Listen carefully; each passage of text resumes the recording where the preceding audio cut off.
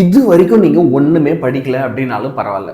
ஆனால் இந்த லாஸ்ட் மினிட்ல உங்களுக்கு இன்னும் ஒரு 3 hours தான் இருக்குது, 5 hours தான் இருக்குது, 10 hours தான் இருக்குது ஒரு முக்கியமான எக்ஸாமுக்கு. ஆனால் இந்த லாஸ்ட் மினிட்ல படிக்கிறத நீங்கள் கரெக்டாக பிளான் பண்ணீங்க அப்படின்னா சூப்பராக உங்களால் இப்பயுமே நல்ல மார்க்ஸ் எடுக்க முடியும். அதுக்குன்னு ஹானஸ்ட்டாக ஒரு சில நல்ல ஸ்ட்ராட்டஜிஸ் இருக்குது. முதல் விஷயம், ஒரு வருஷத்தில் கிட்டத்தட்ட ஒரு 365 நாள். ஓகே, இந்த 365 நாள் நீங்கள் கரெக்டாக சூப்பராக படிச்சிருந்தா கூட இந்த லாஸ்ட் மினிட்ல நீங்கள் ஒழுங்காக படிக்கலை, பிளான் பண்ணல அப்படின்னா இவ்வளோ நாள் கஷ்டப்பட்டது எல்லாமே என்ன ஆகிடும், just within blink of a செகண்டில் வீணாகிறதுக்கான வாய்ப்புகள் இருக்குது. அப்போ இந்த லாஸ்ட் மினிட் எப்படி ப்ரிப்பேர் பண்ணணும், இதுக்கு என்னென்ன ஸ்ட்ராட்டஜிஸ்லாம் வேணும் அப்படின்றத இப்போ நான் அடுத்தடுத்து உங்களுக்கு சொல்கிறேன். முதல் விஷயம், நீங்கள் எக்ஸாமுக்கு லாஸ்ட் மினிட்ல ஒரு ரிவிஷன் பண்ண போகிறீங்க, ப்ரிப்பரேஷன் பண்ண போகிறீங்க அப்படின்னா படிக்கிறதுக்கு ஒரு பெஸ்ட் இடத்த நீங்கள் சூஸ் பண்ணணும். அதுதான் ஃபர்ஸ்ட் அண்ட் ஃபோர்மோஸ்ட் விஷயமா இருக்கும்.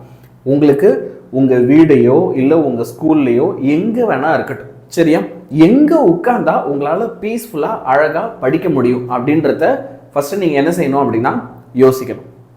ரெண்டாவது முக்கியமான விஷயம் என்ன தெரியுமா, நீங்கள் இடத்த சூஸ் பண்ணியாச்சு. ரெண்டாவது, ஸ்டே ஹைட்ரேட்டட். ஓகே, படிக்கும்போது நம்ம பசங்க நிறைய பேருக்கு வர ஒரு பெரிய பிரச்சனை என்ன தெரியுமா, தூக்கம். சரி, அப்படியே நான் படிச்சுட்டே தான் இருப்பேன், ஆனால் எங்கே இருந்தால் எனக்கு அந்த தூக்கம் வரும்னு தெரியாது, காலையில் பார்த்துக்கலாம் அப்படின்னு தோணும். அப்போ ஃபஸ்ட்டு விஷயம் நீங்கள் பண்ண வேண்டியது என்ன தெரியுமா, நீங்கள் படிக்கும்போதே கொஞ்சம் தண்ணி உங்கள் கூட வச்சுக்கோங்க, தண்ணி குடிச்சிட்டே இருங்க. ரெண்டாவது, இப்போது உங்கள் மெட்டீரியல்ஸ்லாம் இருக்குல்ல, புக்ஸ் எல்லாம், ஒவ்வொரு வாட்டியும் அந்த புக்ஸ் எல்லாம் எங்கேயோ போய் தேடி தேடி எடுக்கிற மாதிரி வச்சுக்காதீங்க. உங்களுக்கு படிக்கிறதுக்கு என்னென்ன புக்ஸ் வேணுமோ, என்ன மெட்டீரியல் வேணுமோ, பேப்பர் வேணுமோ, ஜெராக்ஸ் வேணுமோ, எழுதி பார்க்க நோட் வேணுமோ, பென்னு, பேனா, பென்சில், ஸ்கேலு எல்லாத்தையுமே கொண்டு வந்து நீ எங்கே படிக்கிறியோ அங்கே முன்னாடி வச்சுக்கும். எதுக்காகவும் நம்ம டிஸ்ட்ராக்ட் ஆகி அந்த இடத்த விட்டு நகரக்கூடாது. ஸோ கரெக்டான பிளேஸு, குடிக்க நிறையா தண்ணி, அண்ட் ஃபைனலாக படிக்கிறதுக்கு தேவையான மெட்டீரியல்ஸ், இது எல்லாமே ஃபஸ்ட்டு கேதர் பண்ணி வச்சுக்கும். சரியா, இப்போ என்ன பண்ணு, உன் டெக்ஸ்ட் புக் இருக்குல்ல, அந்த டெக்ஸ்ட் புக்குடைய இண்டெக்ஸ் பேஜை எடு. ஓகே, நீ என்ன எக்ஸாம் படிக்கிறியோ அதோட டெக்ஸ்ட் புக்கோட இண்டெக்ஸ் பேஜை எடு. இதில் உனக்கு எந்தெந்த சாப்டர்லாம் தெரியும், எதெல்லாம் தெரியாது. இப்போது இதை நீ 3 விதமாக மார்க் பண்ணலாம். எனக்கு தரோவாக தெரியும், சுத்தமாக தெரியாது, ஓரளவுக்கு தெரியும். 3 விதமாக நீ என்ன செய்யலாம், முதல்ல பிரித்து மார்க் பண்ணலாம். இந்த மார்க் பண்ணுற விஷயம் இருக்குல்ல, இது ஒரு 5 நிமிஷம் ஆகும். ஆனால் இந்த 5 நிமிஷம் செலவு பண்ணுறதுக்கு நம்ம சோம்பேறித்தனப்பட்டு எவ்வளோ சொதப்பிருக்கோம் அப்படின்னு கொஞ்சம் நீ யோசனை உனக்கே தெரியும். So spend 5 minutes for it. இப்போது சரி சார், இதெல்லாம் நான் மார்க் பண்ணிட்டேன், இப்போ நான் அடுத்து என்ன பண்ணுறது, ஒன்றும் இல்லை. இப்போ நீ மார்க் பண்ணதில் ஹெவி வெயிட்டேஜ் சாப்டர் ஏதாவது இருக்கா பார். இப்போ நம்ம சிலபஸ் எல்லாத்துலேயுமே இல்லை, ஹெவி வெயிட்டேஜ், லோ வெயிட்டேஜ்னு 2ஆக பிரிச்சிடலாம். ஒரு சில டாபிக்ஸ் இருக்கும், அந்த டாபிக்ஸில் இருந்து தான் மோஸ்ட் அமௌண்ட் ஆஃப் கொஸ்டின்ஸ் வரும். சரியா, அப்போ அந்த மாதிரி ஹெவி வெயிட்டேஜ் டாபிக் ஏதாவது உனக்கு சுத்தமாக தெரியல, எனக்கு ஒன்றுமே தெரியலன்ற கேட்டகரியில் இருக்குன்னா ஃபஸ்ட்டு ப்ரியாரிட்டியாக நம்ம என்ன செய்ய வேண்டியிருக்கும், அப்போ அதை படிக்க வேண்டியிருக்கும். இப்போ ஒரு பேச்சுக்கு நான் என்ன சொல்கிறேன், உனக்கு ஒரு ப்ரியாரிட்டி எப்படி ப்ரியாரிட்டைஸ் பண்ணி படிக்கணுன்றத சொல்கிறேன். ஃபார் எக்ஸாம்பிள் 3rd சாப்டர் இருக்கிறதுலே ஹெவி வெயிட்டேஜ், உனக்கு இன்னும் எக்ஸாமுக்கு 5 மணி நேரம் இருக்குது. அப்போ நீ என்ன தெரியுமா செய்யணும், இந்த 5 மணி நேரத்தை 2 hours, 2 hours and 1 hour இப்படி பிரிச்சுக்கணும்.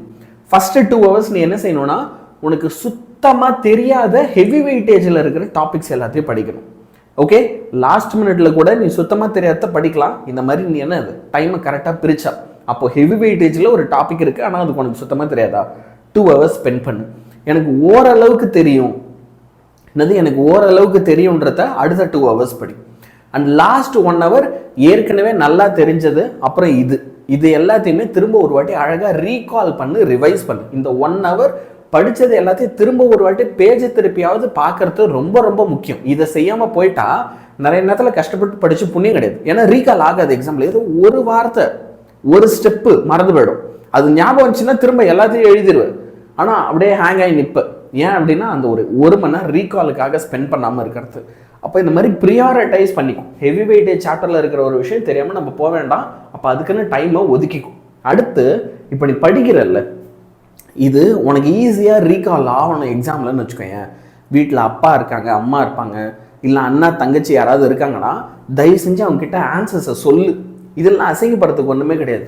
சரி, நமக்கு ஒரு சில பேருக்கு அன்ஈஸியாக இருக்கும், ஐயோ அது எப்படி அப்படின்ட்டு. சரி, இல்லை சார் எங்கள் அப்பா அம்மாவுக்கு சொன்னால் புரியாது. புரிய தேவையில்லடா, உனக்கு புரிஞ்சால் போதும். புரியுதா? ஸோ அவங்ககிட்ட போய் சும்மா புக்கு கொடுத்துட்டு அம்மா இப்போ பாரு இப்போ நான் அந்த ஆன்சர் சொல்கிறேன் பாரு அப்போ இது கொஞ்சம் கவனிங்களேன் டாடி இங்கே பாருங்கள் நான் ஆன்சர் சொல்கிறேன் ஓகே நீங்கள் சும்மா கேளுங்க அப்படின்ட்டு அவங்ககிட்ட வாய் விட்டு சொல்லு. இல்லை அண்ணா தங்கச்சி இருக்காங்க ஓகே அக்கா இருக்காங்க தம்பி இருக்காங்க யார்கிட்டயாவது போய் இந்த மாதிரி நீ ஆன்சர் சொல்லி பண்ணனா உனக்கு எக்ஸாமில் சூப்பராக ரீகால் ஆகும், மறக்காது. சரியா? இப்போ இதுக்கு அடுத்து இன்னொரு 1 ஸ்டெப் ஃபர்தர். சரி இல்லை நான் கொஞ்சம் பாயிண்ட் பிளாங்க் 0ல் இருக்கேன், எனக்கு நீங்கள் ஸ்டார்டிங்கில் சொன்னீங்கல்ல ஓரளவுக்கு தெரியும் சுத்தமாக தெரியாது சூப்பராக தெரியும், நான் 0 சார், நான் என்ன சார் பண்ணுறது?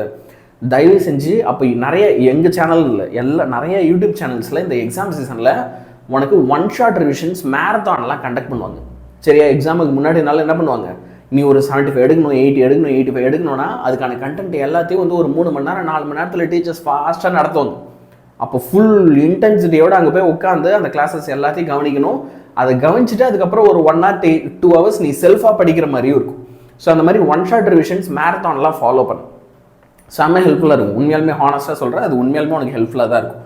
இதில் இன்னொரு முக்கியமான விஷயம், எதையுமே லாஸ்ட் மினிட்ல படிக்கும்போது அந்த டைமில் போய் தள்ளி போடாது. ஃபார் எக்ஸாம்பிள் 11 மணிக்கு நம்ம ஒரு கொஸ்டின் எடுப்போம், பார்த்தா இம்பட்டு பெருசாக இருக்கும், சரி இதை மட்டும் நம்ம காலையில் எழுந்து படிச்சிக்கலாம் அப்படின்ட்டு மூடி வச்சுருவோம்.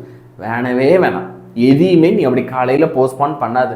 அன்லெஸ் நீ நேச்சுரலாகவே மார்னிங்கில் படிக்கிற ஒரு ஸ்டூடெண்ட்டு, சார் நான் 10 வருஷமாக டெய்லி காலையில் 5 மணிக்கு எழுந்து படிச்சிருவேன் சார், என்னன்னாலும் பரவாயில்ல, அலாரமே வைக்கலனா கூட 4:59க்கு நான் கண்ணை திறந்துருவேன் அப்படின்ற எபிலிட்டி இருக்கிறவங்க என்ன செய்யலாம், நீ காலையில் எழுந்து படிக்கலாம். இல்லை நான் கொஞ்சம் சோம்பேறித்தனத்தினால தான் அப்புறம் படிக்கலாம்னு நினைக்கிறேன்னா அந்த ரிஸ்கே நீ எடுக்கக்கூடாது. சரியா? அப்போ எதுவாக இருந்தாலும் நீ என்ன செய்ய போகிற, you going to complete it now it self, இப்போவே நீ முடிச்சிடணும். இது எல்லாத்துலேயுமே நீ தெளிவாக இருக்கிறன்னா உன்னோட லாஸ்ட் மினிட் ப்ரிப்பரேஷன்றது உனக்கு ரொம்பவே யூஸ்ஃபுல்லாக இருக்கும். சரியா? ஸோ இது எல்லாத்தையும் நீ ஃபாலோ பண்ணுவியா? Okay. And whenever you feel doubt, okay, இல்லை உனக்கு எப்போல்லாம் வந்து பயமாக இருக்கோ கன்ஃபியூஸ்டாக இருக்கோ, you always get help from teachers. ஏன்னா இப்போ ஸ்கூலில் இருக்க டீச்சர்ஸ் வந்து உனக்கு லாஸ்ட் மினிட்ல நடத்துவாங்களா சொல்லி தருவாங்களான்னா கஷ்டம். பட் உனக்கு யூடியூப்பில் இந்த மாதிரி யூடியூப் சேனல்ஸில் அது ரிவிஷன் நடக்கும். லாஸ்ட் மினிட்ல கூட நீ வந்து எப்படியாவது படிச்சிடலாம். அதுக்கேற்ற மாதிரி தெளிவாக அழகாக பிளான் பண்ணி படிங்க. சரியா? அடுத்து இதே மாதிரி இன்னொரு செம யூஸ்ஃபுல்லான வீடியோவில் நான் உங்களை மீட் பண்ணுறேன். Until then, goodbye from Yarnian sir.